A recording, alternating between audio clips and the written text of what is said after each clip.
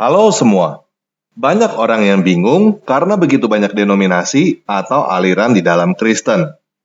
Orang-orang yang memilih untuk menjadi Kristen pada masa hidupnya biasanya lebih bingung daripada orang-orang yang Kristen sejak lahir. Karena mereka harus memilih gereja dan mereka berjumpa dengan gereja-gereja yang saling tarik-menarik jemaat. Sebagian besar dari gereja itu mengklaim bahwa alirannya adalah aliran yang paling benar dan tidak jarang yang menuding gereja lain adalah aliran sesat. Bahkan, bidat-bidat Kristen seperti Saksi Yehova dan Islam juga menganggap bahwa diri mereka adalah pengikut Yesus yang benar dan menuding yang lainnya sesat. Jadi, pada video ini, kita akan mempelajari tentang garis besar denominasi Kristen. Tetapi perlu diketahui bahwa kemungkinan besar ada pihak-pihak yang tidak setuju dengan apa yang saya sampaikan. Contohnya Saksi Yehova dan Islam. Tentunya, mereka tidak setuju jika mereka dikatakan sebagai bidat Kristen. Mereka maunya, mereka dikatakan sebagai pengikut Yesus yang benar, seperti yang mereka klaim. Tetapi, tentunya hal itu tidak benar. Jadi, saya berusaha untuk senetral mungkin berbicara dengan acuan data yang ada. Saya berbicara bukan sebagai anggota gereja manapun dan tidak mengistimewakan salah satu aliran. Oke, kita mulai aja ya.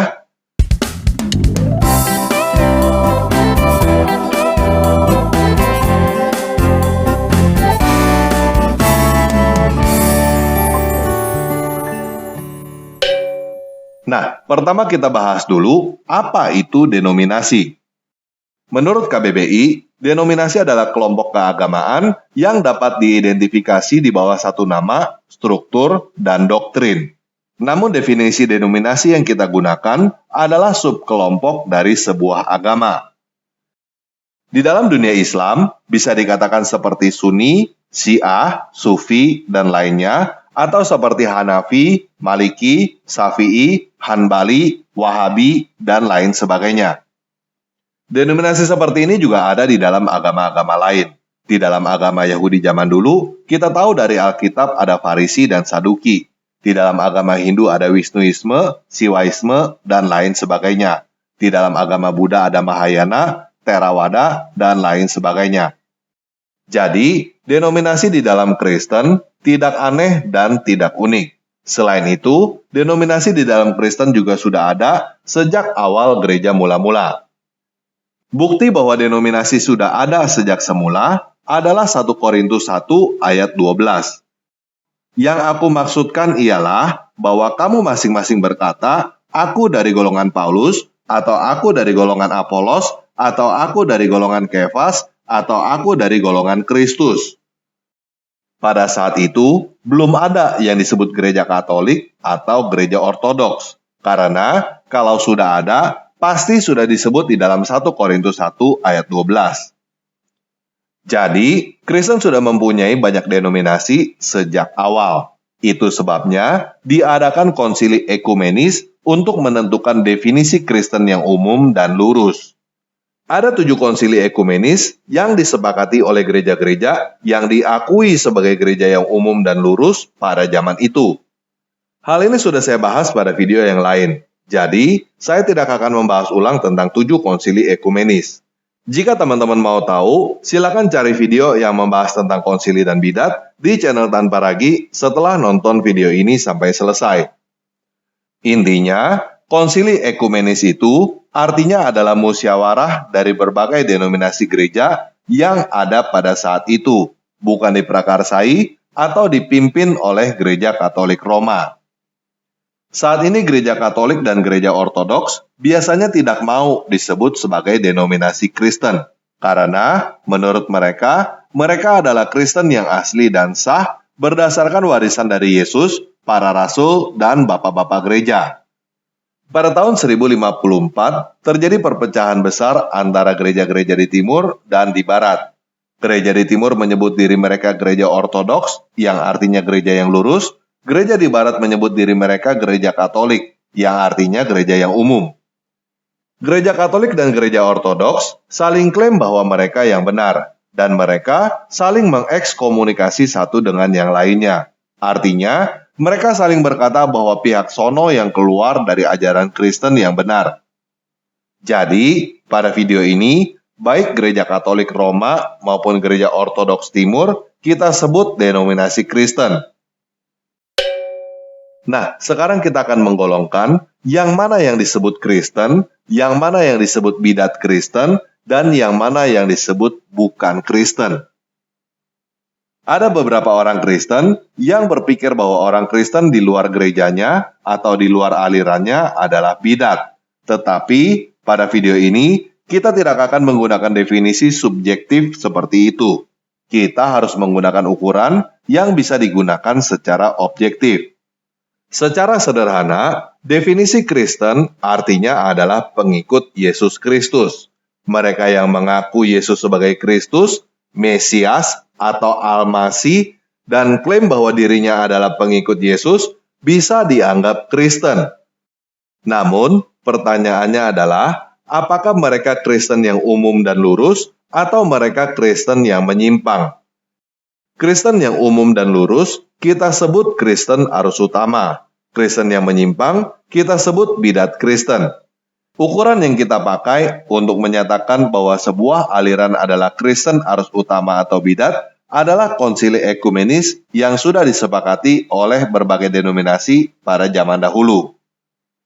Aliran Kristen yang sepakat dengan konsili ekumenis disebut Kristen arus utama, sedangkan yang mengaku pengikut Yesus tetapi tidak sepakat dengan konsili ekumenis disebut bidat Kristen. Jadi, jika kamu mau tahu apakah sebuah gereja adalah gereja arus utama atau bidat, kamu bisa tanya kepada pemimpin gereja itu tentang konsili ekumenis atau setidaknya tentang pengakuan iman rasuli. Jika pemimpin jemaat itu menolak pengakuan iman rasuli, maka yang kamu temui adalah bidat Kristen.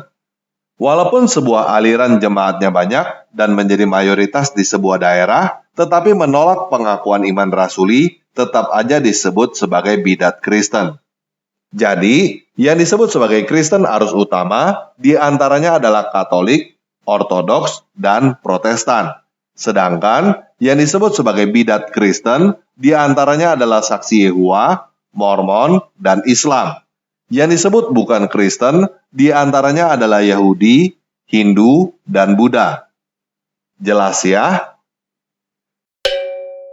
Nah, sekarang kita bahas tentang denominasi di dalam Kristen Protestan.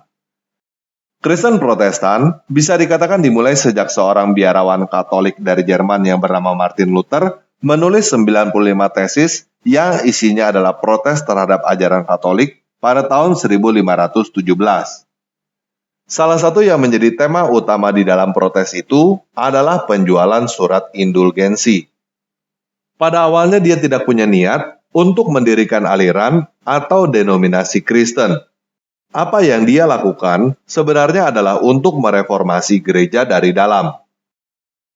Tetapi pada tahun 1521 dia diekskomunikasi atau dikeluarkan oleh gereja Katolik. Sebagai reaksi, Martin Luther membakar surat ekskomunikasi tersebut.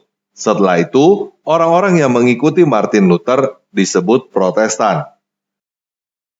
Sekarang ini, sebutan Protestan tidak hanya untuk pengikut Martin Luther, tetapi yang dianggap sebagai Protestan secara umum adalah aliran Kristen arus utama di luar Katolik dan Ortodoks.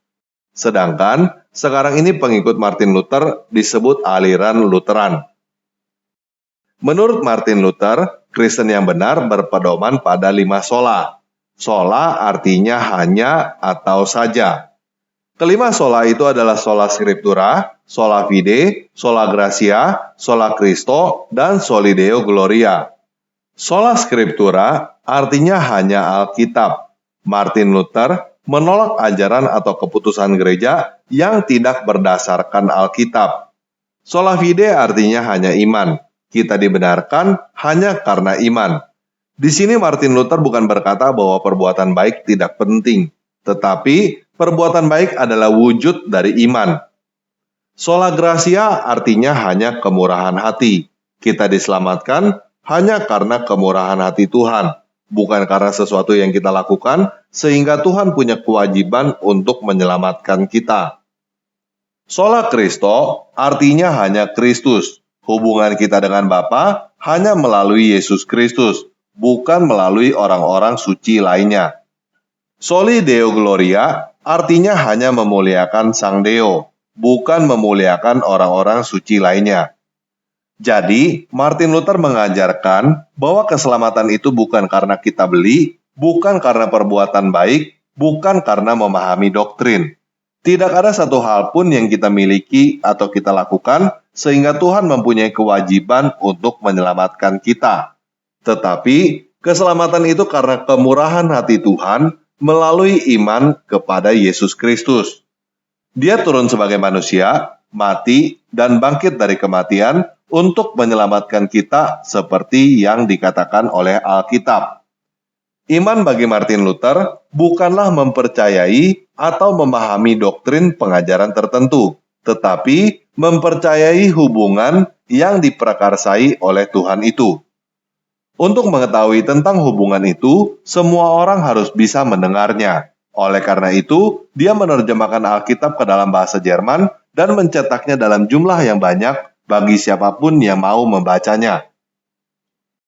Hal lain yang diubah oleh Martin Luther adalah pendeta boleh menikah dan orang-orang yang punya jabatan di dalam gereja tidak dianggap sebagai orang yang lebih suci atau mempunyai kasta yang lebih tinggi daripada orang lain. Tetapi di dalam banyak hal, Lutheran masih mirip dengan Katolik. Di antaranya adalah baptisan percik dan baptisan anak. Selain itu, Lutheran percaya bahwa roti dan anggur di dalam Ekaristi atau perjamuan kudus adalah benar-benar tubuh dan darah Yesus. Contoh gereja Lutheran di Indonesia adalah HKBP dan BNKP. Pada saat yang hampir bersamaan dengan Martin Luther, sekitar tahun 1530, ada seorang jemaat Katolik dari Perancis yang juga keluar dari gereja Katolik, tetapi mempunyai perbedaan dengan Martin Luther. Dia adalah John Calvin. Ciri khas ajaran Calvin adalah kedaulatan Tuhan atau predestinasi. Ringkasan ajaran Calvin dirumuskan oleh Sinode Dort pada tahun 1619 dengan sebutan tulip. T artinya total depravity atau kerusakan total. Manusia sudah rusak total sejak lahir, diperbudak untuk melayani dosa sebagai konsekuensi kejatuhan manusia. Manusia tidak bisa memilih untuk mengikuti Tuhan atau memilih untuk menerima keselamatan yang ditawarkan. U artinya unconditional election atau pemilihan tanpa kondisi atau tanpa syarat. Tuhan sudah memilih orang-orang yang akan diselamatkan sejak sebelum dunia diciptakan. Dan pilihan Tuhan itu mutlak kehendak Tuhan tanpa berdasarkan kondisi bagi orang itu sama sekali. L artinya limited atonement atau penebusan terbatas. Penebusan yang dilakukan oleh Yesus hanya untuk orang-orang tertentu yang dipilih oleh Tuhan sejak awal itu. I artinya irresistible grace atau anugerah yang tidak dapat ditolak. Orang-orang yang sudah dipilih oleh Tuhan sejak awal itu tidak bisa menolak anugerah yang diberikan. P artinya perseverance of the saint atau ketekunan orang-orang kudus. Seseorang yang sudah selamat akan tetap selamat. Keselamatan itu tidak bisa hilang. Jadi, inti ajaran Calvin adalah Tuhan sudah menetapkan segala sesuatunya sejak awal, jauh sebelum hal itu terjadi. Orang-orang tertentu diselamatkan karena Tuhan sudah menetapkan orang itu untuk diselamatkan sejak awal. Orang-orang tertentu dibinasakan karena Tuhan sudah menetapkan orang itu untuk dibinasakan sejak awal. Setiap keputusan yang kita buat terjadi karena hal itu sudah diputuskan oleh Tuhan. Bagi Calvin, Ekaristi atau perjamuan kudus bukan tubuh dan darah Yesus sungguhan, tetapi juga bukan sekedar simbol. Bagi Calvin, kehadiran Yesus ada oleh Roh Kudus di dalam roti dan anggur itu. Dari Calvin, lahir banyak denominasi seperti Reform, Injili, dan Presbyterian. Contoh gereja Calvinis di Indonesia adalah GKI dan GRII. Pada abad ke-16, gereja Inggris yang disebut Anglikan mulai memisahkan diri dari gereja Katolik Roma. Berbeda dengan Martin Luther dan John Calvin yang bisa dikatakan adalah perorangan, Anglikan adalah organisasi yang mempunyai sejarah panjang sampai ke para rasul juga. Secara pengajaran, banyak kemiripan antara Anglikan dengan Luther dan Calvin.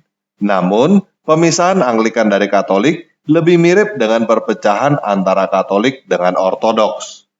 Ada yang menyebut Anglikan sebagai jalan tengah antara Katolik dengan Protestan. Anglikan adalah denominasi Kristen terbesar ketiga di dunia setelah Katolik dan Ortodoks. Di Indonesia, Gereja Anglikan berada di Jakarta sejak tahun 1819. Pada abad ke-18, terjadi peristiwa yang disebut kebangkitan rohani Metodis yang dimulai oleh John Wesley dan Charles Wesley dari Inggris. Mereka mengajarkan bahwa Tuhan mau menyelamatkan semua manusia, bukan hanya mau menyelamatkan sebagian orang yang sudah ditentukan dari awal. Selain itu, manusia juga mempunyai kebebasan untuk menerima atau menolak keselamatan itu. Jadi, ajaran Metodis sangat bertentangan dengan ajaran predestinasi yang diajarkan oleh Calvin. Selain itu, Metodis menekankan pada pengajaran tentang lahir baru secara spiritual di dalam Roh Kudus dan baptisan. Mereka disebut Metodis adalah karena cara atau metode dalam menjalankan iman Kristen.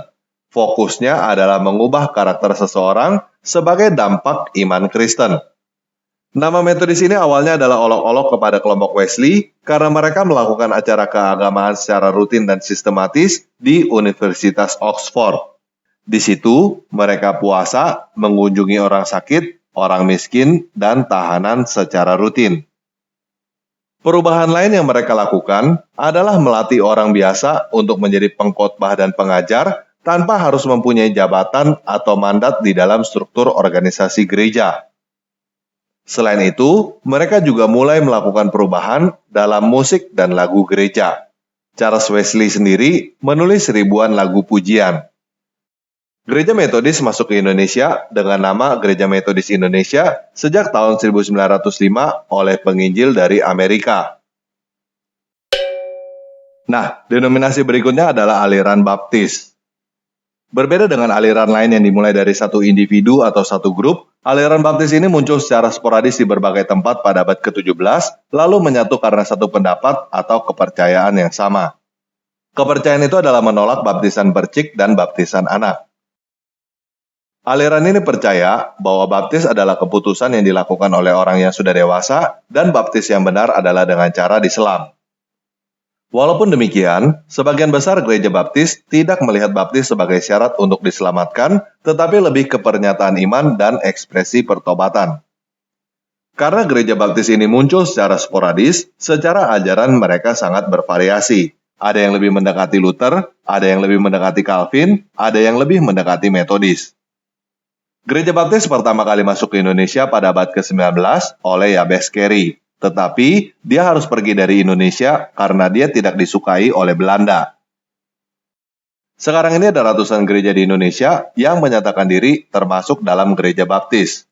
Ada yang bergabung dengan Gabungan Gereja Baptis Indonesia, ada yang bergabung dengan Gereja Perhimpunan Injili Baptis Indonesia, dan ada yang bergabung dengan organisasi gereja baptis lainnya.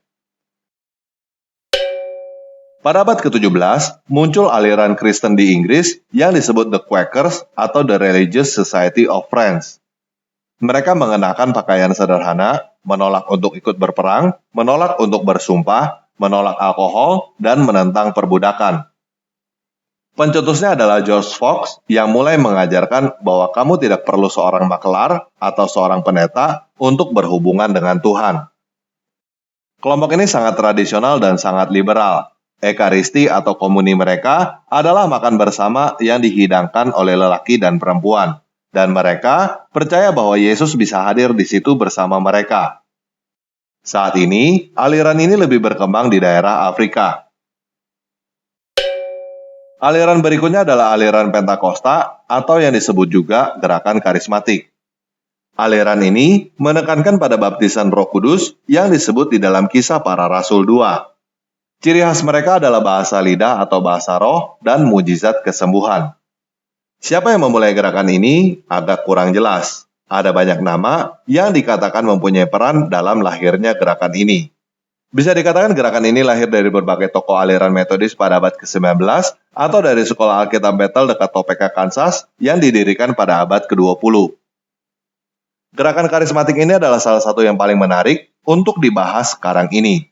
Di satu sisi, banyak denominasi Kristen lain yang menentangnya. Ada yang menghinanya dengan sebutan aliran suka raba-raba, ada yang berkata bahwa mujizat kesembuhan yang terjadi adalah penipuan. Tetapi gerakan ini juga adalah gerakan yang paling cepat tumbuh dan diserap oleh denominasi lain. Gerakan ini bahkan masuk ke dalam gereja Katolik, sehingga ada yang disebut Katolik karismatik. Mereka bukan keluar dari gereja Katolik, tetapi ada semacam pertemuan di dalam jemaat Katolik untuk gerakan karismatik. Gerakan Katolik karismatik ini diakui oleh Paus Paulus ke-6, Paus Yohanes Paulus II, Paus Benedict ke-16, dan Paus Prancis.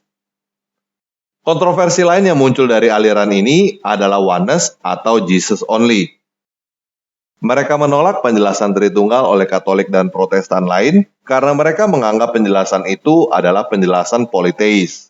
Sedangkan mereka menerima penjelasan modalisme yang sudah dinyatakan sebagai bidat pada konsili ekumenis.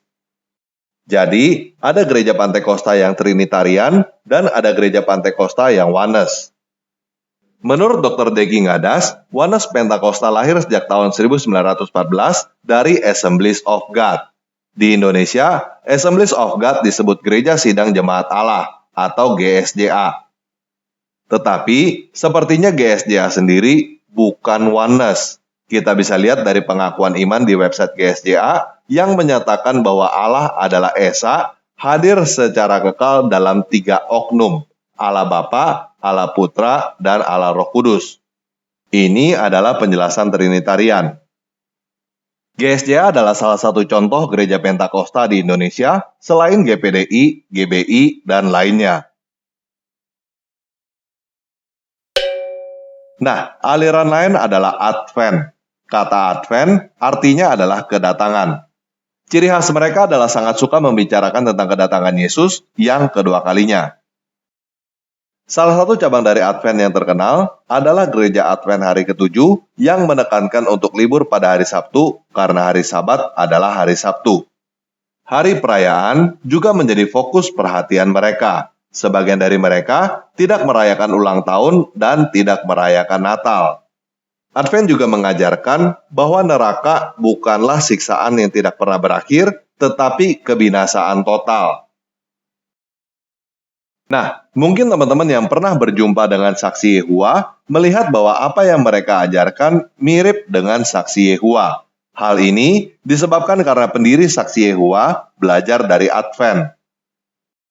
Secara teologi, Advent masih menganut doktrin Tritunggal, sehingga tidak bisa dikatakan sebagai bidat. Sedangkan saksi Yehua sudah tidak menganut doktrin Tritunggal, sehingga bisa dikatakan sebagai bidat. Nah, baru-baru ini juga muncul aliran restorasi nama Yahweh. Mereka bukan saksi Yehua. Secara doktrin, mereka adalah Trinitarian juga. Tetapi, mereka tidak setuju bahwa nama Yahweh diterjemahkan menjadi Lord atau Tuhan. Jadi, mereka menerjemahkan Alkitab sendiri tanpa menerjemahkan nama Yahweh. Aliran terakhir yang ingin saya bicarakan adalah Yahudi Mesianik. Yahudi Mesianik adalah keturunan Yahudi secara lahiriah yang percaya bahwa Yesus adalah Mesias seperti layaknya seorang Kristen. Yang membedakan mereka dari Kristen yang lain adalah mereka tidak mau membuang adat istiadat dan tradisi Yahudi. Gerakan Yahudi Mesianik ini dimulai sejak tahun 1960-an. Jadi, bisa dikatakan sangat muda. Pemahaman mereka tentang teologi juga beragam. Namun, sebagian besar dari mereka sepakat dengan doktrin Tritunggal. Nah, itulah garis besar denominasi Kristen yang ada sekarang ini. Tentunya, ada aliran-aliran atau nama-nama gereja lain yang tidak saya sebutkan.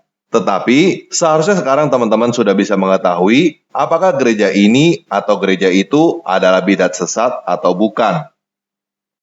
Tinggal tanyakan kepada pemimpinnya, apakah mereka sepakat dengan konsili ekumenis. Jika mereka berkata bahwa Yesus adalah Al-Masih, tetapi mereka menolak konsili ekumenis, maka mereka adalah bidat sesat. Walaupun demikian, sikap kita terhadap mereka yang dianggap sesat itu adalah harus tetap mengasihi.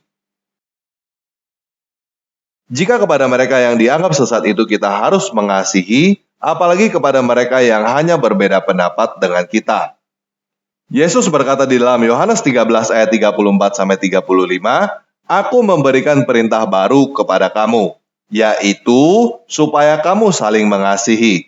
Sama seperti aku telah mengasihi kamu, demikian pula kamu harus saling mengasihi. Dengan demikian, semua orang akan tahu bahwa kamu adalah murid-muridku, yaitu jikalau kamu saling mengasihi." Saya percaya Tuhan bukan menginginkan kita untuk seragam atau seperti mendirikan menara Babel, tetapi supaya kita bersatu dengan cara saling mengasihi di dalam kasih Kristus walaupun kita berbeda. Oke, sekian video kali ini. Yesus Kristus penguasa saya mengasihi kita.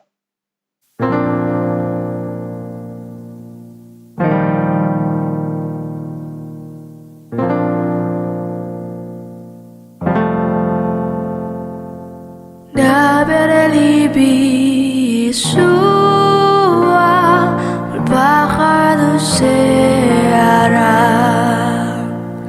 kalei hasai sapmani hasebi seloit ba mili masiko pasar mili me fiotiva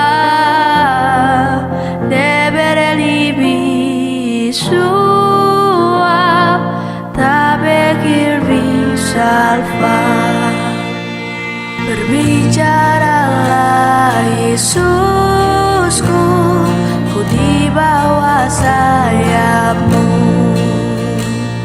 kaulah tempat berlindungku yang menghapus tangisku.